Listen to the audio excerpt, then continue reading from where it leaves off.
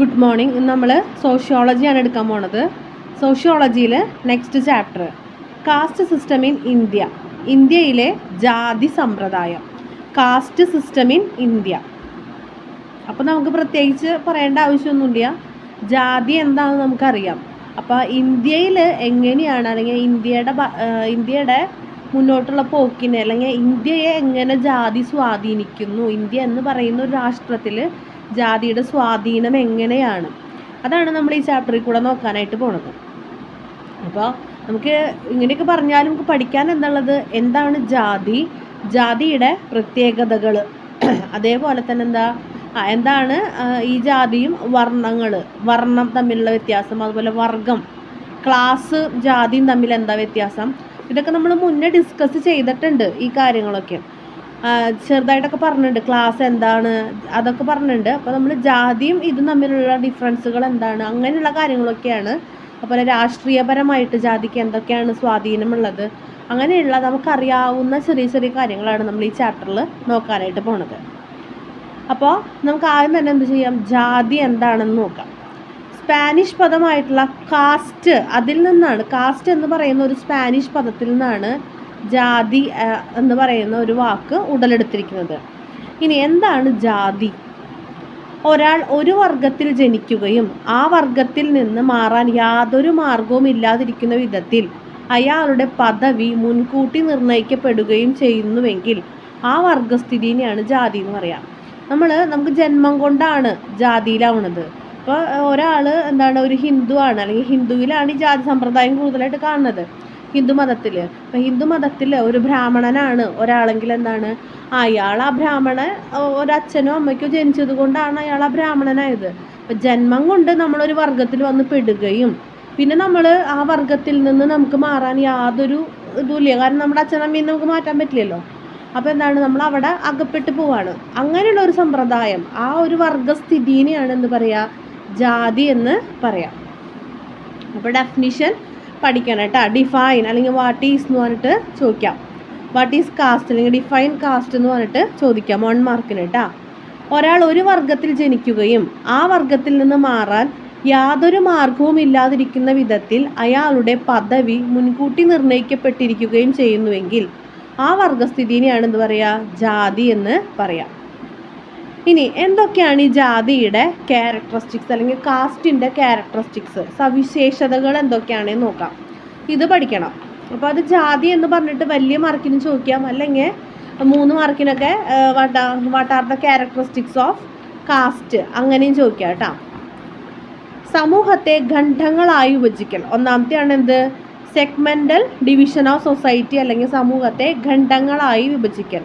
ജാതി എന്ന് പറയുന്നത് സമൂഹത്തിനെ പല തട്ടുകളായിട്ട് തിരിക്കുകയാണ്, പല വിഭാഗങ്ങളാക്കിയിട്ട് മാറ്റാണ്. ഒരാൾ ജന്മം കൊണ്ട് ഒരു ജാതിയിൽപ്പെട്ട ഒരാളായിട്ട് മാറുകയാണ്. ഇനി ഈ ജാതി എന്ന് പറയുന്നത്, അല്ലെങ്കിൽ ഒരാളുടെ നമ്മുടെ സമൂഹത്തിലെ സ്ഥാനം എന്ന് പറയുന്നത്, അല്ലെങ്കിൽ ജാതി എന്ന് പറയുന്നത് വ്യക്തിയുടെ സാമ്പത്തിക സ്ഥിതി അനുസരിച്ചിട്ടല്ല ജാതി വരുന്നത്. ഇപ്പം ഞാനിപ്പോൾ ജനിച്ചതൊരു താഴ്ന്ന ജാതിയിലാണെങ്കിൽ കൂടി എനിക്ക് കുറേ പൈസ ഉണ്ടായതുകൊണ്ട് ഞാൻ എന്താവണില്ല, ഉയർന്ന ജാതിയിലേക്ക് മാറ്റപ്പെടുന്നില്ല. അപ്പോഴും എനിക്ക് എത്ര പൈസ ഉണ്ടായാലും ഇല്ലെങ്കിലും ഞാൻ അതേ ജാതിയിൽ തന്നെയാണ്. നമുക്ക് ജന്മം കൊണ്ട് വന്നു ചേരുന്നതാണ് ഈ ജാതി എന്ന് പറയുന്നത്. ഇത് പാരമ്പര്യത്തിൽ അധിഷ്ഠിതമാണ്, അല്ലാതെ ഒരാളുടെ സാമ്പത്തിക സ്ഥിതിനെ അനുസരിച്ചുള്ളതല്ല. ഇനി രണ്ടാമത്തെ പ്രത്യേകത എന്ന് പറയുന്നത് സാമൂഹ്യവും മതപരവുമായ അധികാര ശ്രേണി. Social and religious hierarchy. സാമൂഹ്യവും മതപരവുമായ അധികാര ശ്രേണി. അപ്പോൾ അതായത് നമ്മുടെ ജാതി വ്യവസ്ഥ ഹിന്ദുക്കളിലൊക്കെ ആണെങ്കിൽ ഒരുപാട് ഉച്ചനീചത്വങ്ങളിൽ, തൊട്ടുകൂടായ്മ, അയിത്തം, അങ്ങനെയുള്ള കുറേ കാര്യങ്ങളിൽ അധിഷ്ഠിതമാണ്. ഓരോ ജാതിക്കും അതിൻ്റേതായിട്ടുള്ള കീഴ്വഴക്കങ്ങൾ ഉണ്ടായിരിക്കും. അവർ മറ്റുള്ളവരായിട്ട് ഇടപഴകുന്നതിലും ആ ഒരു വിലക്കുകളുണ്ട്. ഇപ്പോൾ ബ്രാഹ്മണന്മാർ പണ്ടുള്ളവർ, അപ്പോൾ അവരാണ് ഏറ്റവും താഴെയുള്ള ജാതിക്കാർക്ക് അയിത്തം കൽപ്പിച്ചുകൊണ്ടിരിക്കുന്നത്. അപ്പോൾ ഇങ്ങനെ വരുമ്പോൾ ഉയർന്ന ജാതി താഴ്ന്ന ജാതി എന്നുള്ളൊരു ഒരു ഹയറാർക്കി വരികയാണ്. ആ ഹയറാർക്കി അല്ലെങ്കിൽ ആ പദവി എന്ന് പറയുന്നത് ഭാവിയിൽ ദുരുപയോഗം ചെയ്യപ്പെടുകയാണ്. ഇനി അടുത്തത് ഭക്ഷണം, സാമൂഹ്യ ഇടപാടുകൾ എന്നിവയിലെ നിയന്ത്രണങ്ങൾ. ഇപ്പോൾ ഓരോ ജാതിയിലും അവർ കൊണ്ടു നടക്കുന്ന അവരുടെ ഒരു കൾച്ചറിൽ വ്യത്യാസമുണ്ട്. ഇപ്പോൾ ഈ പറഞ്ഞ പോലെ ബ്രാഹ്മണരൊക്കെ ആണെങ്കിൽ എന്താണ്, അവർ മത്സ്യമാംസാദികളൊന്നും ഭക്ഷിക്കില്ല. പക്ഷെ ബാക്കിയുള്ള ജാതിക്കാരെന്താണ്, അവർക്ക് അങ്ങനത്തെ പ്രശ്നങ്ങളൊന്നുമില്ല, അവരെല്ലാത്തരം ഭക്ഷണങ്ങളും കഴിക്കുന്നവരാണ്.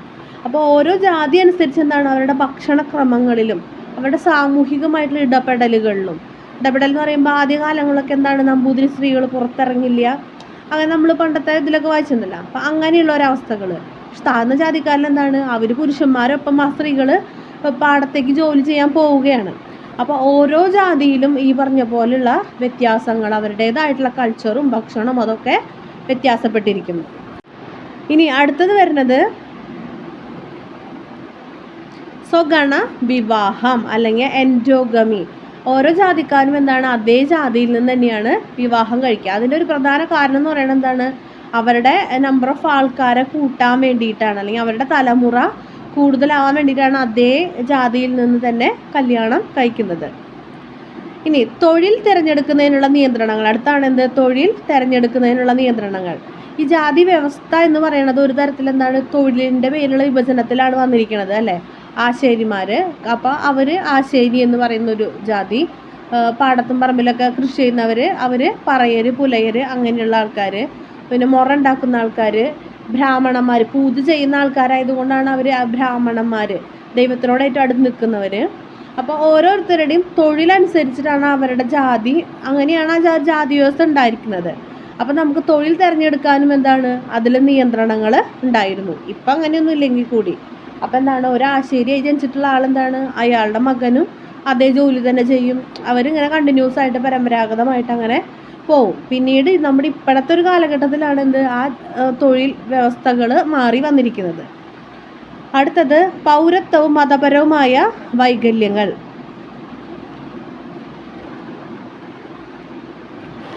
അപ്പോൾ എങ്ങനെയാണെന്ന് വെച്ച് കഴിഞ്ഞാൽ,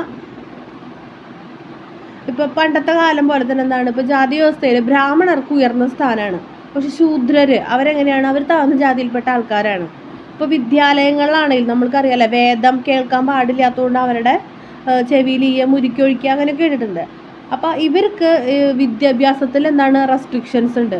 പൊതു കിണർ ഉപയോഗിക്കുന്നതിൽ, ഈ വഴി പോലെ വഴി നടക്കുന്നതിൽ, അങ്ങനെയാണല്ലോ, അമ്പലങ്ങളിൽ ക്ഷേത്ര ദർശനത്തിൽ ഒക്കെ എന്താണ്, ഓരോ റെസ്ട്രിക്ഷൻസ് വരികയാണ്. അപ്പോൾ ഇതൊക്കെ എന്താണ്, ശരിക്കും പറഞ്ഞാൽ അതൊരു വൈകല്യങ്ങളാണ് അല്ലേ, ചിന്താ വൈകല്യങ്ങളാണ് മനുഷ്യൻ്റെ. ബേസിക്കലി എന്താണ്, എല്ലാവരും മനുഷ്യരാണ്. അപ്പോൾ ഇങ്ങനെയുള്ള കാര്യങ്ങളൊക്കെയാണ് എന്ത്, നമ്മുടെ ജാതിയുടെ ക്യാരക്ടറിസ്റ്റിക്സ് അല്ലെങ്കിൽ എന്താണ്, സവിശേഷതകളെന്ന് പറയുന്നത്. പൗരത്വവും മതപരമായ വൈകല്യങ്ങൾ, തൊഴിൽ തിരഞ്ഞെടുക്കുന്നതിലുള്ള നിയന്ത്രണങ്ങൾ, സ്വഗണ വിവാഹം, ഭക്ഷണം, സാമൂഹ്യ ഇടപാടുകൾ എന്നിവയിലെ നിയന്ത്രണങ്ങൾ, സാമൂഹ്യവും മതപരവുമായ അധികാര ശ്രേണി, സമൂഹത്തെ ഖണ്ഡങ്ങളായി വിഭജിക്കൽ. ഇതൊക്കെയാണ് നമ്മുടെ കാസ്റ്റിൻ്റെ ക്യാരക്ടറിസ്റ്റിക്സ്. ഇനി നമുക്ക് നോക്കാനുള്ളത് ശ്രേഷ്ഠ ജാതി അല്ലെങ്കിൽ ഡോമിനൻ്റ് കാസ്റ്റ്, അതിൻ്റെ പ്രത്യേകത എന്താണെന്നുള്ളതാണ്. ഡോമിനൻ്റ് കാസ്റ്റ് അല്ലെങ്കിൽ ശ്രേഷ്ഠ ജാതി, ആക്ച്വലി അങ്ങനെ ഒരു ജാതിയൊന്നുമില്ല, ഇത് നമ്മളായിട്ട് ഉണ്ടാക്കിയെടുക്കുന്നതാണ്. അപ്പോൾ ഈ ശ്രേഷ്ഠ ജാതിക്ക് ചില കണ്ടീഷൻസ് ഉണ്ട്. ഒന്ന്, സംഖ്യാബലം, അവിടെ എണ്ണം കൂടുതലായിരിക്കണം. പിന്നെയുള്ളത് ഭൂവുടമസ്ഥതയിലുള്ള സാമ്പത്തിക ശക്തി, പണക്കാരാണോ അല്ലെങ്കിൽ ഭൂമി ഉണ്ടോ എന്നുള്ളതിൽ, അങ്ങനെയാണ് ബ്രാഹ്മണർ ജന്മിമാരൊക്കെ ആയിട്ട് മാറിയത്. പിന്നെ രാഷ്ട്രീയ അധികാരം, അവർക്ക് എങ്ങനെയാണ്, സംഖ്യാബലം ഉള്ളതുകൊണ്ട് തന്നെ എന്താണ്, രാഷ്ട്രീയമായിട്ട് അവരൊരു വോട്ട് ബാങ്ക് ആയിരിക്കും അല്ലേ. അപ്പോൾ അവർക്ക് എന്താണ്, അധികാരം ഉണ്ടായിരിക്കും, രാഷ്ട്രീയത്തിൽ അധികാരം ഉണ്ടായിരിക്കും. അപ്പോൾ ഇത്തരം പ്രത്യേകതയുള്ളവരെയാണ് നമ്മൾ എന്ത് പറയുക, ശ്രേഷ്ഠ ജാതി അല്ലെങ്കിൽ ഡോമിനൻ്റ് കാസ്റ്റ് എന്ന് പറയാം. അപ്പോൾ എം എൻ ശ്രീനിവാസാണ് എന്ത്, സംസ്കൃതവൽക്കരണ സിദ്ധാന്തത്തിൻ്റെ ശ്രേഷ്ഠ പദവി. അപ്പോൾ എം എൻ ശ്രീനിവാസ്, ആ പേര് നോക്കിയാൽ മതി, അദ്ദേഹമാണ് ഈ ഡോമിനൻ്റ് കാസ്റ്റ് എന്ന് പറയുന്ന ഒരു കൺസെപ്റ്റിലേക്ക് കൊണ്ടുവന്നിരിക്കുന്നത്. അപ്പോൾ ഇതൊക്കെയാണ് അതിൻ്റെ പ്രത്യേകതകൾ. സംഖ്യാബലം, ഭൂവുടമസ്ഥതയിലുള്ള സാമ്പത്തിക ശക്തി, രാഷ്ട്രീയ അധികാരം. ഇത് മൂന്നുണ്ടെങ്കിൽ എന്താണ്, ശ്രേഷ്ഠ ജാതി എന്നാണ് പറയുന്നത്. ഇനി നോക്കാനുള്ളത് ജാതിയും രാഷ്ട്രീയവും തമ്മിലുള്ള ബന്ധം എന്താണ്. ഇപ്പോൾ ജാതി എന്ന് പറയുന്നത് എന്താണ്, നമ്മൾ ജന്മം കൊണ്ട് നമുക്ക് കിട്ടുന്നതാണ്. നമ്മൾ ജനിച്ചു പോയത് ഇന്ന വർഗത്തിലായതുകൊണ്ട് നമ്മൾ ആ ജാതിയിൽപ്പെട്ട ഒരാളായി, ഇപ്പോൾ ശൂദ്രനായി അല്ലെങ്കിൽ ബ്രാഹ്മണനൊക്കെ ആയി മാറി. പക്ഷെ രാഷ്ട്രീയം അങ്ങനെയല്ല. ഒരേ രാഷ്ട്രീയ പാർട്ടിയിൽ ഒരു ശൂദ്രനും ഉൾക്കൊള്ളാം, അതേപോലെ ബ്രാഹ്മണനും ഉൾക്കൊള്ളാം. അപ്പോൾ രാഷ്ട്രീയം എന്ന് പറയുന്നത് ഒരാളുടെ ജന്മം കൊണ്ടൊന്നും കിട്ടുന്നതല്ല, ഒരാളുടെ താല്പര്യമാണ് രാഷ്ട്രീയം എന്ന് പറയുന്നത്. പക്ഷേ ജാതി എന്ന് പറയുന്നത് എന്താണ്? അത് അയാൾക്ക് ജന്മം കൊണ്ട് അയാളിൽ വന്നു പോണതാണ്. അതൊരിക്കലും മാറ്റാൻ പറ്റില്ല, കാരണം അയാൾ അച്ഛനമ്മേനെ മാറ്റാൻ പറ്റില്ലല്ലോ. അപ്പോൾ ആ ജാതി എന്ന് പറയണത് ഒരിക്കലും ആൾ മാറുന്നില്ല. ആൾ ആ ഒരു ജാതിയിൽ ജനിച്ചത് കൊണ്ട് അയാൾ അത് തന്നെയാണ്. നാളെ പൈസ ഉണ്ടായാലോ അല്ലെങ്കിൽ ഇപ്പോൾ വലിയ അധികാരത്തിൽ വന്നു കഴിഞ്ഞാലോ അയാൾ വേറെ ജാതിയിലേക്ക് മാറ്റപ്പെടുന്നില്ല, അയാൾ ആ ജാതിക്കാരൻ തന്നെയാണ്. ഇനി രാഷ്ട്രീയത്തിൽ എങ്ങനെയാണ് ഇതിൻ്റെ ഒരു ഇൻഫ്ലുവൻസ് വരുന്നത്? ഇപ്പം നേരത്തെ പറഞ്ഞു അല്ലേ, ചില ജാതിക്കാരെന്ന് പറയുന്നത് സംഖ്യാബലം കൂടുതലായിരിക്കും, അവരാൾക്കാരുടെ എണ്ണം കൂടുതലായിരിക്കും. അപ്പോൾ രാഷ്ട്രീയ പാർട്ടികൾ എന്ത് ചെയ്യാണ്? അവർക്ക് കൂടുതൽ സഹായങ്ങളൊക്കെ ചെയ്തു കൊടുത്ത് അല്ലെങ്കിൽ അവരെ കൂടെ നിർത്താനായിട്ട് ശ്രമിക്കും. കൂടെ നിർത്താനായിട്ട് ശ്രമിക്കുക എന്ന് പറയുമ്പോൾ എന്താണ്? ഇവർക്ക് വോട്ട് കിട്ടാൻ വേണ്ടിയിട്ട് ഇലക്ഷന്. ഇപ്പോൾ ഏറ്റവും സിമ്പിളായിട്ടൊരു കാര്യം പറയുകയാണെങ്കിൽ, ഇപ്പോൾ ഞാനൊരു മതത്തിനും ജാതിനും ഇതാക്കി പറയണതല്ല കേട്ടോ. ഇപ്പോൾ ക്രിസ്ത്യൻസിൽ ഒരാൾ നിന്നു എന്ന് വിചാരിക്കുക, ഇലക്ഷൻ നിന്നു എന്ന് വിചാരിക്കുക. അപ്പോൾ എന്താണ്? മുഴുവൻ അപ്പോൾ അയാൾ ഏത് പാർട്ടിയാണെങ്കിൽ കൂടി, ഏത് പാർട്ടീനെയാണോ ആൾ സപ്പോർട്ട് ചെയ്ത് നിൽക്കുന്നതെങ്കിൽ കൂടി എന്താണ്? അയാളൊരു ക്രിസ്ത്യൻ ആയതുകൊണ്ട് എന്താണ്? ആൾക്ക് വോട്ട് കൂടുതൽ കിട്ടും. ഞാൻ കണ്ടിട്ടുള്ള ഞങ്ങളുടെ അടുത്തുള്ള കാര്യങ്ങളാണ് ഞാൻ ഈ പറയുന്നത് കേട്ടോ. അപ്പോൾ എന്താ വെച്ച് കഴിഞ്ഞാൽ, ഈ പള്ളിയിൽ കുർബാനയ്ക്ക് കഴിഞ്ഞിട്ട് അച്ഛൻ്റെ പ്രസംഗം ഉണ്ടാവില്ലേ? അപ്പോൾ അച്ഛൻ്റെ പ്രസംഗത്തിൻ്റെ കൂടെ അച്ഛനിങ്ങനെ പറയും, നമ്മുടെ ഇന്ന സഹോദരൻ ഇങ്ങനെ നിൽക്കുന്നുണ്ട്, അപ്പോൾ നിങ്ങളെല്ലാവരും വോട്ട് ചെയ്യണം. അത് പറഞ്ഞില്ലെങ്കിൽ കൂടി എങ്ങനെയാണ്? അവരങ്ങനെയാണ്. അപ്പോൾ ഒരു ക്രിസ്ത്യൻ കട തുടങ്ങി, അപ്പോൾ എല്ലാവരോടും പറയും എന്താണ്? അവിടെ നിന്ന് സാധനങ്ങൾ വാങ്ങണമെന്ന്. അങ്ങനത്തെ ഒരു അവസ്ഥയുണ്ട്. അപ്പോൾ നമ്മൾ ഏതൊരു സിനിമയിലും അങ്ങനെ കാണാനുണ്ട്, വെള്ളിമൂങ്ങ സിനിമയിൽ പറയുന്നുണ്ട്. അപ്പോൾ ഇതെന്താണ്? ഇവരിങ്ങനെ ആ ഒരു ജാതിയിൽപ്പെട്ട ആളായാൽ എന്താണ്? ആ ജാതിയുടെ മുഴുവൻ വോട്ട് കിട്ടും. അതുകൊണ്ട് തന്നെ ഇലക്ഷൻ നിശ്ചയിക്കുമ്പോൾ കൂടി എന്താണ്? ഒരു സ്ഥാനാർത്ഥിയെ നിശ്ചയിക്കുമ്പോൾ ഒരു ഘടകം എന്ന് പറയുന്നത്, സ്ഥാനാർത്ഥിയെ നിശ്ചയിക്കുന്ന ഒരു ഘടകം എന്ന് പറയുന്നത് ആ പ്രദേശത്ത് അല്ലെങ്കിൽ ഇയാൾ പ്രതിനിധീകരിക്കുന്ന മണ്ഡലത്തിൽ ഏത് ജാതിയാണോ കൂടുതൽ ആ ജാതിയിൽപ്പെട്ട ഒരാളെ നിർത്താനാണ് അവരെപ്പോഴും ശ്രമിക്കുക. നിങ്ങളൊന്ന് നോക്കിയാൽ മതി. ഇപ്പോൾ ഇലക്ഷൻ വരാറായിട്ടുണ്ടല്ലോ, അപ്പോൾ നിങ്ങൾ സ്ഥാനാർത്ഥികളെ ജസ്റ്റ് നോക്കുക, ആളുടെ ജാതി ഏതാണെന്ന് നോക്കിയാൽ മതി. സിമ്പിളാണ്. അപ്പം വോട്ട് ബാങ്ക് രാഷ്ട്രീയം കൂടെ വരികയാണ് അവിടെ. ഇപ്പോൾ ന്യൂനപക്ഷങ്ങളെ സപ്പോർട്ട് ചെയ്യണമെന്നാണ് അവരുടെ വോട്ട് കിട്ടാൻ വേണ്ടിയിട്ട്. അപ്പോൾ കൂടുതൽ അംഗബലം ഉണ്ടെങ്കിൽ എന്താണ്? രാഷ്ട്രീയ പാർട്ടികൾ നമ്മളെ ഹെൽപ്പ് ചെയ്യും. കാരണം എന്താ? നമ്മളെ വോട്ട് അവർക്ക് വേണം. ഇതാണ് ഈ ജാതിയും രാഷ്ട്രീയവും തമ്മിലുള്ള ബന്ധം വരുന്നത്. അല്ലാതെ കഴിവോ അങ്ങനെയുള്ള കാര്യങ്ങളൊന്നുമല്ല. ഇവർക്ക് വോട്ട് കിട്ടുക എന്നുള്ളത് മാത്രമാണ് അവരുടെ ഉദ്ദേശം. ജാതിയുടെ കാര്യങ്ങളൊക്കെ കഴിഞ്ഞു. ഇനി വരുന്നത് ക്ലാസ് അല്ലെങ്കിൽ വർഗം. നമ്മൾ മുന്നേ നോക്കിയിട്ടുണ്ടായിരുന്നു ക്ലാസ് എന്ന് പറയുന്നത്. ക്ലാസ് എന്ന് പറയുന്നത് നമുക്ക് ജന്മം കൊണ്ട് കിട്ടുന്നതല്ല, നമ്മുടെ കഴിവനുസരിച്ച് നമുക്ക് കിട്ടുന്നതാണ്. അതായത് ഏറെക്കുറെ ഒരു സാമ്പത്തിക പദവിയിലുള്ള ആൾക്കാരെന്താണ് ഒരു ക്ലാസ്സിൽ പെടാം. Lower class, middle class, upper class, അങ്ങനെ 3 തരത്തിൽ. അപ്പർ ക്ലാസ് എന്ന് പറയുമ്പോൾ കൂടുതൽ പണവും അധികാരവും ഒക്കെയുള്ള ആൾക്കാർ. മിഡിൽ ക്ലാസ് എന്ന് പറയുമ്പോൾ അതിനേക്കാൾ കുറവുള്ളവർ. ലോ ക്ലാസ് എന്ന് പറയുമ്പോൾ അവർ സാമ്പത്തികമായിട്ടും അധികാരപരമായിട്ടൊക്കെ പിന്നോക്കം നിൽക്കുന്ന ആൾക്കാരായിരിക്കും. അതാണ് ക്ലാസ് എന്ന് പറയുന്നത്. ഒരു ക്ലാസ്സിൽ പല ജാതിയിൽപ്പെട്ടവർ അല്ലെങ്കിൽ പല മതത്തിൽപ്പെട്ടവർ ഉൾപ്പെടാം. നമ്മളിതൊക്കെ വിശദമായിട്ട് മുന്നത്തെ ഒരു ചാപ്റ്ററിൽ നോക്കിയിട്ടുണ്ട് കേട്ടോ. അപ്പോൾ നമുക്ക് നോക്കാനുള്ളത് ഡിഫൈൻ ക്ലാസ് അല്ലെങ്കിൽ വർഗത്തിൻ്റെ നിർവചനം. ഒരു സമൂഹത്തിൽ ഏറെക്കുറെ ഒരേ സാമൂഹ്യ പദവിയുള്ള ആളുകളുടെ സഞ്ചയമാണ് ഒരു വർഗം. വർഗങ്ങൾക്കിടയിൽ വിവാഹ നിയന്ത്രണമില്ല അല്ലേ? ഇപ്പോൾ അപ്പർ ക്ലാസ്സിലുള്ള ഒരാൾക്ക് വേണമെങ്കിൽ ലോവർ ക്ലാസ്സിലുള്ള ഒരു പെണ്ണിനെ കല്യാണം കഴിക്കാം, അല്ലെങ്കിൽ മിഡിൽ ക്ലാസ്സിലുള്ള ഒരാൾക്ക് അങ്ങനെ നിയന്ത്രണങ്ങളൊന്നുമില്ല, എങ്ങനെ വേണമെങ്കിലും കല്യാണം കഴിക്കാം. പക്ഷെ ജാതിയിൽ അത്തരം നിയന്ത്രണങ്ങളുണ്ട്. പക്ഷെ ഇന്ന് കാലത്തൊന്നുമില്ല, പക്ഷെ അങ്ങനെ നിയന്ത്രണങ്ങൾ ഉണ്ടായിരുന്നു. അപ്പോൾ വർഗം എന്ന് പറയുന്നത് ഏറെക്കുറെ ഒരേ സാമ്പത്തിക സ്ഥിതിയിലുള്ള ആൾക്കാരുടെ ഒരു കൂട്ടം. അതിനെയാണ് പറയുക? വർഗം അല്ലെങ്കിൽ ക്ലാസ് എന്ന് പറയാം. അപ്പോൾ ഡെഫിനിഷൻ പഠിക്കാം. ഇനി ജാതിയും വർഗവും തമ്മിൽ എന്താണ് ഡിഫറൻസ് നോക്കാം. ജാതിയും വർഗവും തമ്മിലുള്ള ഡിഫറൻസ് നോക്കിയേ. ജാതി എന്ന് പറയുന്നത് സാർവലൗകികമല്ല, യൂണിവേഴ്സാലിറ്റി ഇല്ല ജാതിക്ക്. അതെന്താണ്? അത് നമ്മുടെ ഇന്ത്യയിൽ മാത്രം കാണപ്പെടുന്ന ഒരു കാര്യമാണ്.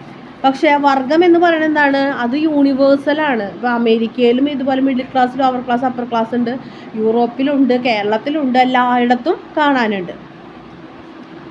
ജാതി എന്ന് പറയുന്നത് പദവിയുടെ മാനദണ്ഡം ജനനമാണ്. നമ്മുടെ ജനനം കൊണ്ടാണ് നമുക്ക് ആ ഒരു ജാതി കിട്ടുന്നത്. പക്ഷേ വർഗം എന്ന് പറയുന്നത് നമ്മളവിടെ പദവി നമ്മൾ നേടിയെടുക്കുന്നതാണ്. അപ്പോൾ നമ്മളൊരു പാവപ്പെട്ടവനായിട്ട് ജനിച്ചെങ്കിൽ കൂടി നമ്മൾ അധ്വാനത്തിൽ കൂടെ നമ്മൾ നല്ലൊരു കോടീശ്വരനായി കഴിഞ്ഞാൽ എന്താണ്, നമ്മുടെ ക്ലാസ് മാറിയില്ലേ, നമ്മൾ അപ്പർ ക്ലാസ്സായി. അപ്പം നമ്മുടെ കഴിവ് കൊണ്ട് നമ്മൾ നേടിയെടുക്കുന്നതാണ് വർഗത്തിൽ അല്ലെങ്കിൽ ക്ലാസ്സിൽ വരുന്ന പദവി. പക്ഷെ ജാതിയിലെ പദവി എന്ന് പറയുന്നത് എന്താണ്, നമുക്ക് ജന്മം കൊണ്ട് കിട്ടുന്നതാണ്. ഇന്ന് നമ്മൾ പാവപ്പെട്ടവനാണെങ്കിലും നാളെ നമ്മൾ കോടീശ്വരനായാലും നമ്മൾ ആര് തന്നെയാണ്, ആ ജാതിയിൽപ്പെട്ട ആൾ തന്നെയാണ്. ജാതി എന്ന് പറഞ്ഞൊരു അടഞ്ഞ അധ്യായമാണ്. അപ്പോൾ നമ്മളിതൊക്കെ പ്രത്യേകതകൾ പറഞ്ഞു കഴിഞ്ഞാലും എന്താണ്, ഇന്ന് ഈ ജാതിക്കൊന്നും വലിയ പ്രസക്തി ഇല്ല. കാരണം കുറച്ചും കൂടി ഓപ്പൺ മൈൻഡഡ് ആണ് ആൾക്കാർ. പക്ഷേ വർഗം എന്ന് പറയുന്നത് എന്താണ്, അതങ്ങനെ അടഞ്ഞു പോയിട്ടൊന്നുമില്ല. അതിങ്ങനെ ഇപ്പോഴും എന്താണ്, സാമ്പത്തിക സ്ഥിതിയുടെ പേരിലുള്ള ഒരു വർഗീകരണം ഇന്നും ഉണ്ട്. ജാതി ദൈവികമായൊരു ഉത്ഭവമാണ്. അല്ലാണ്ട് എന്താണ്, ഇപ്പോൾ അധ്വാനമൊന്നുമല്ല. ഇങ്ങനെ പറഞ്ഞു അപ്പോൾ ജോലിയുടെ അടിസ്ഥാനത്തിൽ ഒരു ദൈവികമായിട്ടൊരു കൽപ്പന കൊടുത്തുകൊണ്ട് നമ്മൾ മനുഷ്യന്മാരുണ്ടാക്കിയെടുത്തിട്ടുള്ളതാണ് ജാതി എന്ന് പറയണത്. ഇനി വർഗം എന്ന് പറയണത് മതേതരമാണ്. അവിടെ ജാതി മതമൊന്നുമില്ല. ഈ പറഞ്ഞ പോലെ പല ജാതിയിൽപ്പെട്ട പല മതത്തിൽപ്പെട്ട ആൾക്കാരെന്താണ്, ഒരേ വർഗത്തിൽ പെടാം. ഇനി ജാതി എന്ന് പറയുന്നത് ചില ജാതികൾ ശുദ്ധമായി ഗണിക്കപ്പെടുന്നു, മറ്റു ചില ജാതികൾ അശുദ്ധമായി കണക്കാക്കുന്നു. അത് മനുഷ്യരുണ്ടാക്കുന്നതാണ്. ബ്രാഹ്മണർ, ഉയർന്ന ജാതിക്കാരും ശുദ്ധന്മാർ നല്ലവർ, താഴ്ന്നുള്ളവരെന്താണ് അശുദ്ധം. അതുകൊണ്ടാണ് തൊട്ടുകൂടായ്മയൊക്കെ വരുന്നത്. അപ്പം അതൊക്കെ നമ്മൾ ഉണ്ടാക്കിയെടുക്കുന്നതാണ്. പക്ഷെ വർഗങ്ങൾക്കിടയിൽ അസമത്വമുണ്ട്. ഈ പറഞ്ഞ പോലെ high class, lower class, middle class എന്നുള്ള ആ സമത്വമില്ലായ്മയുണ്ട്. പക്ഷെ എന്താണ്, അവിടെ അശുദ്ധിയൊന്നുമില്ല. ഇപ്പോൾ അപ്പർ ക്ലാസ്സിലുള്ള ആൾക്കാർ ലോവർ ക്ലാസ്സിനോട് മിണ്ടാൻ പാടില്ല, അവർ കാണും വഴി മാറി നടക്കണം, അങ്ങനത്തെ പ്രശ്നങ്ങളൊന്നും വിടില്ല. അശുദ്ധി ഇല്ല. പക്ഷെ എന്താണ്, അസമത്വം അവിടെ ഉണ്ട്. ഇനി ഒരു ജാതിക്കാർ ആ ജാതിയിൽ നിന്ന് വിവാഹം കഴിക്കുന്നു. പക്ഷേ ഈ വർഗങ്ങൾക്കിടയിൽ എന്താണ്, അങ്ങനെയുള്ള വിവാഹ നിയന്ത്രണങ്ങളൊന്നും ഇല്ല.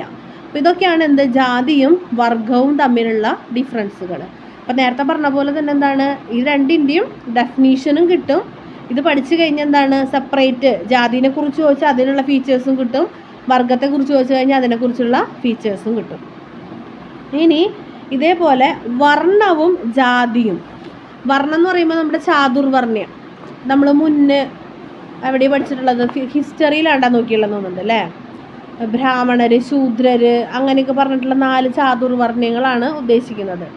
അപ്പോൾ വർണ്ണം എന്ന് പറയുമ്പോൾ എന്താണ്, 4 വർണ്ണങ്ങളുണ്ട്. പക്ഷെ ജാതി എന്ന് പറഞ്ഞാലോ, ഇന്ത്യയിൽ 3000-ലേറെ ജാതികളുണ്ട്.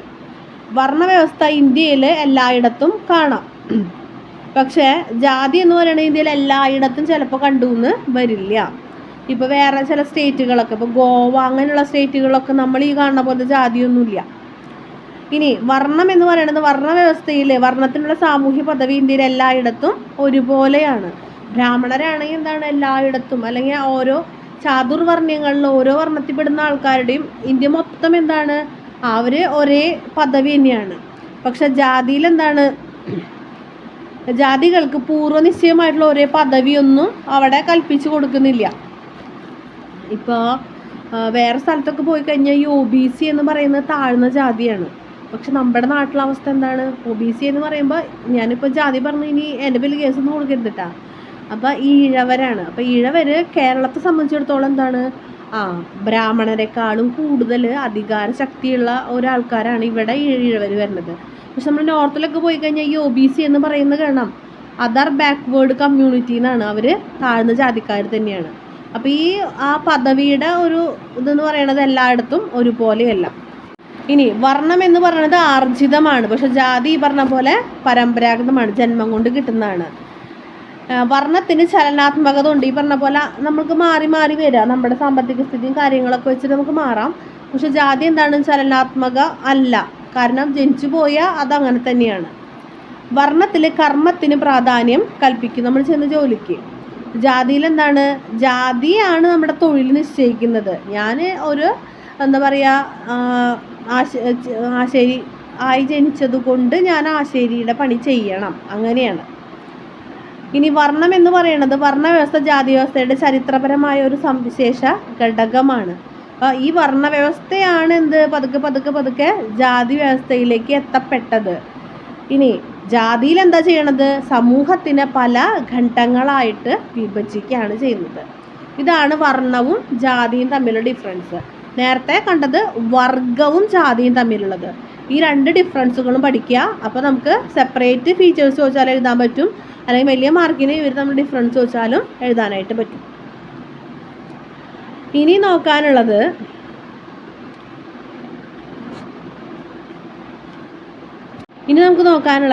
സംസ്കൃതവൽക്കരണം അല്ലെങ്കിൽ സാൻസ്ക്രിറ്റൈസേഷൻ. സംസ്കൃതവൽക്കരണം അല്ലെങ്കിൽ സാൻസ്ക്രിറ്റൈസേഷൻ എന്താണെന്നുള്ളതാണ്. അതായത് ഒരു താഴ്ന്ന ജാതിയിൽപ്പെട്ടിട്ടുള്ള ആൾക്കാർ എന്താണ് ഉയർന്ന ജാതിയെ പോലെ ആകാൻ ശ്രമിക്കുക. അത് അവരുടെ ജീവിത രീതി പിന്തുടരുക, ഇവരുടെ സാമ്പത്തിക സ്ഥിതി മെച്ചപ്പെടുത്തുക, അല്ലെങ്കിൽ എന്താണ് അവർ ചെയ്യുന്ന ചിട്ടകൾ വട്ടങ്ങളൊക്കെ അതായത് അതുപോലെ ആവാനായിട്ട് ശ്രമിക്കുക. അതിനെയാണ് എന്ത് പറയുക, സംസ്കൃതവൽക്കരണം അല്ലെങ്കിൽ സാൻസ്ക്രിറ്റൈസേഷൻ എന്ന് പറയുന്നത്. അപ്പം ഇങ്ങനെ ചെയ്യുന്നത് കൂടെ അവർക്ക് 3 മാറ്റങ്ങളാണ് സംഭവിക്കുന്നത്. ഒന്ന്, അവരുടെ സാമ്പത്തിക നിലയിൽ അല്ലെങ്കിൽ സാമ്പത്തിക സ്ഥിതിയിൽ മാറ്റം വരുന്നുണ്ട്. പിന്നെ ഉയർന്ന ജാതിയിൽ അംഗമാകുക, നമ്മൾ ഓട്ടോമാറ്റിക്കലി എന്താണ് ആ മുൻജാതിയിലേക്ക് നമ്മൾ പോവുകയാണ്. അങ്ങനെ പോകുമ്പോൾ എന്താണ് നമുക്ക് മതപരമായ കാര്യങ്ങളിലൊക്കെ കർമ്മസ്ഥാനം നമുക്ക് ലഭിക്കും. പിന്നെ ഇവർക്ക് ശുദ്ധി കൈവരും. ഈ ശുദ്ധി എന്ന് പറയുന്നത് ജാതിയുമായി ബന്ധപ്പെട്ടതാണ്.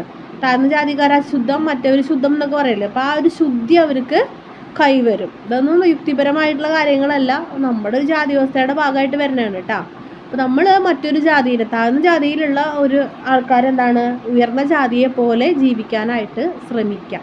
അതിനെയാണ് സാൻസ്ക്രിറ്റൈസേഷൻ അല്ലെങ്കിൽ സംസ്കൃതവൽക്കരണം എന്ന് പറയുന്നത്. ഇനി അടുത്തത് വരുന്നത് വെസ്റ്റേണൈസേഷൻ അല്ലെങ്കിൽ പാശ്ചാത്യവൽക്കരണം. വെസ്റ്റേണൈസേഷൻ അല്ലെങ്കിൽ പാശ്ചാത്യവൽക്കരണം അതായത് വേറൊരു രാജ്യത്തെ അല്ലെങ്കിൽ ഒരു വിദേശ രാജ്യത്തെ എന്താണ് അവരുടെ സംസ്കാരം, വസ്ത്രധാരണം, അവരുടെ ആചാരങ്ങൾ, അങ്ങനെയുള്ള അവരുടെ രീതികൾ മൊത്തം നമ്മളതൊക്കെ അനുകരിച്ച് നമ്മളതൊക്കെ നമ്മുടെ ജീവിതത്തിലേക്ക് പകർത്താൻ ശ്രമിക്കാം. അതിനെയാണ് എന്ത് പറയുക, പാശ്ചാത്യവൽക്കരണം അല്ലെങ്കിൽ വെസ്റ്റേണൈസേഷൻ എന്ന് പറയാം. അപ്പോൾ കേരളത്തിൽ അല്ലെങ്കിൽ ഇന്ത്യയിൽ ബ്രിട്ടീഷുകാരുടെ കടന്നുവരവോട് കൂടിയിട്ടാണ് ഈ പാശ്ചാത്യവൽക്കരണം ഉണ്ടാവാനായിട്ട് തുടങ്ങിയത്. അപ്പോൾ വേറെ വിദേശ രാജ്യങ്ങളുടെ ജീവിത രീതിയും അവരുടെ കാര്യങ്ങളൊക്കെ നമ്മൾ പകർത്താൻ ശ്രമിക്കുക. അതിനെയാണ് എന്ത് പറയുക, വെസ്റ്റേണൈസേഷൻ അല്ലെങ്കിൽ പാശ്ചാത്യവൽക്കരണം എന്ന് പറയുന്നത്. ഇതെന്തൊക്കെയാണ് അതിൻ്റെ സവിശേഷതകളെന്ന് നോക്കാം. പാശ്ചാത്യവൽക്കരണത്തിൻ്റെ സവിശേഷതകൾ.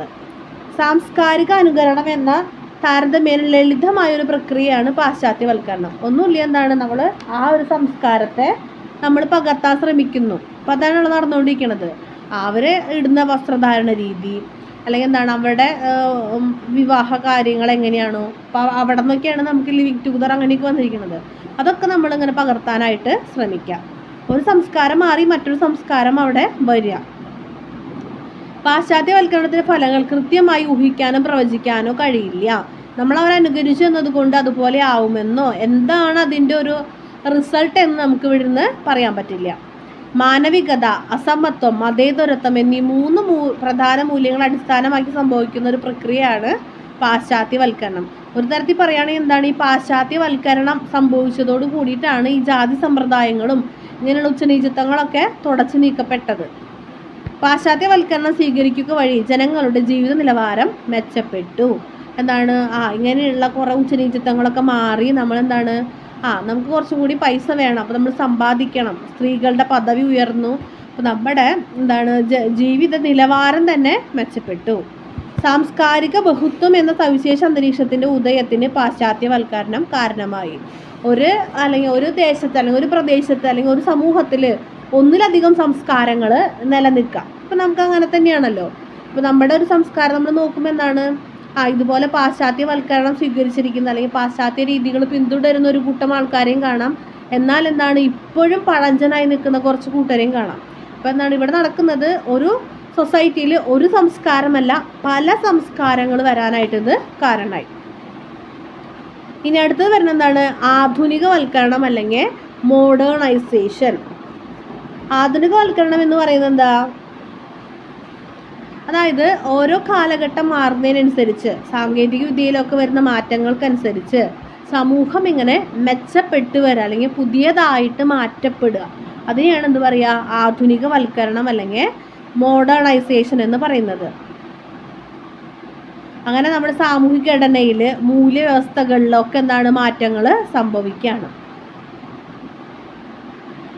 അപ്പോൾ S.C. ദുബെ എന്ന് പറയുന്ന ഒരു സയൻറ്റിസ്റ്റ് പറഞ്ഞിട്ടുണ്ട്, പാരമ്പര്യ അധിഷ്ഠിതമോ അർദ്ധപാരമ്പര്യ അധിഷ്ഠിതമായ ക്രമത്തിൽ നിന്ന് അഭിലഷണീയമായ ചില സാങ്കേതിക വിദ്യകളിലേക്കും അതുമായി ബന്ധപ്പെട്ട സാമൂഹ്യ ഘടനയിലേക്കും മൂല്യവസ്ഥയിലേക്കും പ്രചോദനങ്ങളിലേക്കും ധാരണകളിലേക്കുമുള്ള ഒരു പരിവർത്തനമാണ് ആധുനികവൽക്കരണം. അപ്പോൾ MC ദുബെ എന്ന് പറയുന്ന ആ സയൻറ്റിസ്റ്റിൻ്റെ ഒരു ഡെഫിനിഷൻ ഒന്ന് നോക്കി വയ്ക്കുകയാണെങ്കിൽ അത് തന്നിട്ട് ചോദിക്കും ഇത് ആരുടെയാണ് അഭിപ്രായം എന്ന്, അല്ലെങ്കിൽ ആരുടെ ഡെഫിനിഷനാണെന്നൊക്കെ ചോദിക്കാൻ വേണമെങ്കിൽ. അപ്പോൾ ഇതൊക്കെയാണ്. അപ്പോൾ ഇനി എന്തൊക്കെയാണ് ആധുനികവൽക്കരണത്തിൻ്റെ പ്രത്യേകതകൾ നോക്കാം. സാമ്പത്തിക കാര്യങ്ങളിൽ എന്താണ്? കാര്യക്ഷമമായി പ്രവർത്തിക്കാൻ തുടങ്ങി.